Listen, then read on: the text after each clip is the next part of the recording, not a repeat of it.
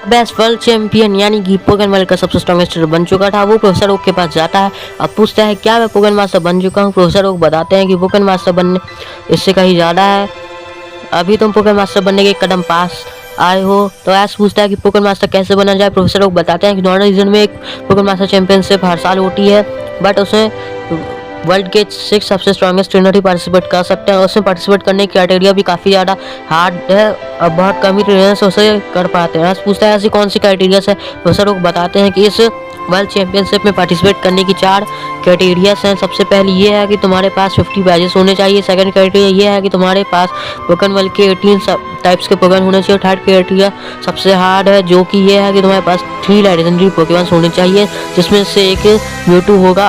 और fourth criteria और last criteria ये है कि तुमने सारे रीजन्स के चैंपियंस को डिफीट किया होगा। तुम ये सारी क्राइटेरियाज पूरी करते हो तो तुम नॉर्थ रीजन की पोकेमॉन मास्टर चैंपियनशिप में पार्टिसिपेट कर सकते हो। हाँ, वहाँ जाके तुम्हें और एक क्राइटेरिया पता चलेगी जो हर एक ट्रेनर के लिए अलग होती है। वो चैलेंज काफ़ी ज़्यादा हार्ड होगा, जिसको पास करके तुम पोकेमॉन मास्टर चैंपियनशिप में पार्टिसिपेट कर सकते हो। ऐश काफ़ी ज़्यादा एक्साइटेड हो जाता है और सारे टास्क को करने निकल जाता है। उसके पास कैंटो और जोटो, हुएन, सेनो, यूनोवा, कालस को मिला 52 बैजेस थे, तो ये क्राइटेरिया फुलफिल था। अब सेकंड क्राइटेरिया ये है कि एस के पास 18 टाइप्स के पोकेमॉन चाहिए। एस के पास ऑलरेडी 16 टाइप्स के पोकेमॉन थे। साइकिक और फेरी टाइप को छोड़ के एस को याद आता है कि उसके घर में फेरी और psychic type Pokemon mister mine है, तो वो उसको पोकेमॉन कैच करके ये क्राइटेरिया भी फुलफिल कर लेता है। और थर्ड क्राइटेरिया यह है कि उसको सारे रीजन के चैंपियंस को डिफीट करना है। एस ने ऑलरेडी सभी चैंपियंस को डिफीट कर चुका था, सिर्फ 3 ईयर के चैंपियंस को छोड़ के, जो कि है कैन और जोटो चैंपियन लैंस और कालोस चैंपियन डायन था। अब क्लास गला रीजन था तो कालोस रीजन के काफ़ी पास था, तो ट्रैवल करता है कालोस रीजन में। अपनी जर्नी के दौरान ऐसा होता है वेटलैंड में, जहाँ पर रास्ता भूल जाता है, वहाँ वो फंस चुका था। अभी बहुत सारे होंडोम एस के ऊपर अटैक कर देते हैं और तभी एक पोकेमॉन एस को आके बचा लेता है, और वो पोकेमॉन और कोई नहीं बल्कि एस का ग्रेंजर था। उसने एस के ऑरा को सेंस कर लिया था। एस और ग्रेंजर काफ़ी टाइम में बाद मिले थे। एस ग्रेंजर को बताता है कि वो पोकेमॉन मास्टर चैंपियनशिप में पार्टिसिपेट करने जा रहा है, मुझे तुम्हारी ज़रूरत पड़ेगी, तो क्या तुम मेरे साथ चल सकते हो। ग्रेंजर मना कर देता है क्योंकि उसको कालोस को प्रोटेक्ट करना था, पर तभी वहाँ पे लेजेंडरी पोकेमॉन जगाडे आ जाता है और वो ग्रेंजर को एस के साथ जाने के लिए अलाउ कर देता है।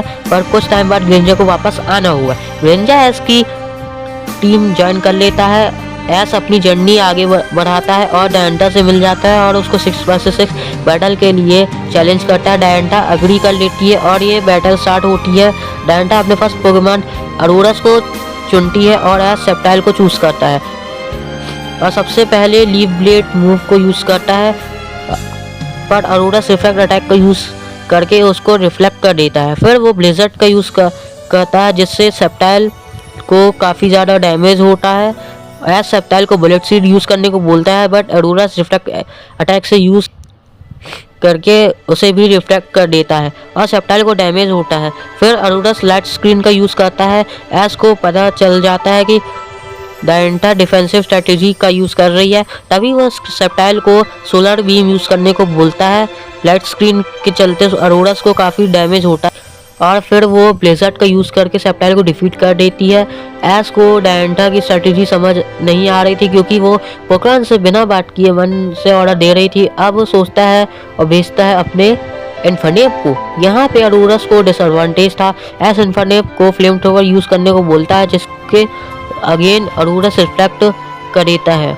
अब एस सोचता है कि इसको कैसे डिफीट किया जाए, तभी उसको एक स्ट्रैटेजी सोचती है और वो इन्फर्नेप को डिग अटैक करने को बोलता है।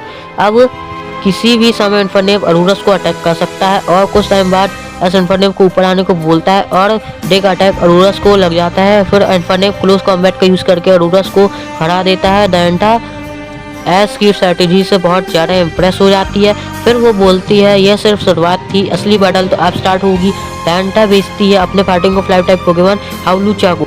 एस दोबारा से इन्फर्नेप को डिग अटैक यूज़ करने को बोलता है, पर इस बार डिग अटैक काम नहीं करता क्योंकि हाउलूचा एक फ्लाइंग टाइप पोकेमॉन। डायंटा स्माइल देती है और हाउलूचा को फ्लाइंग प्रेस यूज़ करने को बोलती है कि एक सुपर इफेक्टिव अटैक था, जिससे इन्फर्नेप को काफ़ी ज़्यादा डैमेज होता है। एस इन्फर्नेम को फ्लेयर बेस यूज़ करने को बोलता है और फिर हाउलूचा इस्तेमाल करता है हाई जंप किक का, जिससे कि इन्फर्नेम डेग अटैक करके डॉज कर देता है, बिकॉज हाउलूचा को डैमेज होता है। अब इन्फर्नेम जमीन के अंदर था, फिर डायंठा अपने हाउलूचा को जमीन के अंदर स्टोन एज यूज़ करने को बोलती है, जिससे इन्फर्नेम को काफ़ी ज़्यादा डैमेज होता है और इन्फर्नेम हार जाता है। अब एस अपने नेक्स्ट पोकेमॉन के तौर पे लुकारियो को भेजता है। दोनों ही फाइटिंग टाइप पोकेमॉन थे। हाउलूचा फ्लाइंग प्रेस का यूज़ करता है, तभी एस लुकारियो को और स्पीयर यूज़ करने को बोलता है, जो कि हाउलूचा को हवा में ही लग जाता है और हाउलूचा हार जाता है। अब डायंठा अपने नेक्स्ट पोकेमॉन गोरगाइस्ट को भेजती है। एस अपने लुकारियो को और स्पीयर यूज़ करने को बोलता है, लेकिन गोरगाइस्ट पर इफेक्ट नहीं करता है क्योंकि वो घोस्ट टाइप पोकेमॉन थी। गोरगाइस्ट शैडो स्नीक अटैक का यूज़ करती है, जिससे वो लुकारियो के पीछे शैडो बनकर चले जाती है और अटैक कर देती है। एस कहता है कि लुकारियो पीछे मुड़ और बुलेट पंच का यूज़ करो, और तभी गोरगाइस्ट एक और शैडो स्नीक अटैक करके गोरगाइस्ट बार बार यही कर रही थी, तभी एस लुकारियो को डबल टीम यूज़ करने को बोलता है। गोरगाइस्ट इस बार शैडो स्नीक अटैक का यूज़ नहीं कर पाती है और लुकारियो स्टील भी अटैक कर देता है। अब गोरगाइस्ट ट्रिकोट्री अटैक यूज़ करती है, जिससे लुकारियो घोस्ट टाइप पोकेमॉन बन जाता है और फिर super effective Phantom force attack का यूज़ करती है। गोरगाइस्ट लुकारियो को डिफीट कर देती है और उसे देखकर सारी ऑडियंस और एस चौंक जाते हैं कि डायंठा ऐसी स्ट्रैटेजी कैसे बनाई। अब एस के 3 पोकेमॉन हार चुके होते हैं और डायंठा के पास 4 पोकेमॉन अभी बचे हुए होते हैं। एस बोलता है कि अब मेरे 3 सबसे स्ट्रॉन्गेस्ट और फाइनल पोकेमॉन आने वाले हैं। एस भेजता है अपने चार्जरार्ड को। डायंठा बोलते हैं ये चार्जरार्ड बाकी सारे चार्जरार्ड से काफ़ी ज़्यादा स्ट्रॉन्ग दिख रहा है, लगता है तुमने इसको अच्छी ट्रेनिंग दी है। एस बोलता है हाँ, मेरे चार्जरार्ड ने काफ़ी टाइम तक पैसिफिक वैली में ट्रेनिंग की है और ये दुनिया का सबसे स्ट्रॉन्गेस्ट चार्जरार्ड बनना चाहता है, और ये और भी ज़्यादा पावरफुल तब हो जाएगा जब मैं इसको मेगा इवॉल्व करूँगा। एस अपने मेगा रिंग से कीस्टोन निकालता है और मेगा इवॉल्व कर देता है चार्जरार्ड को मेगा चार्जरार्ड एक्स में।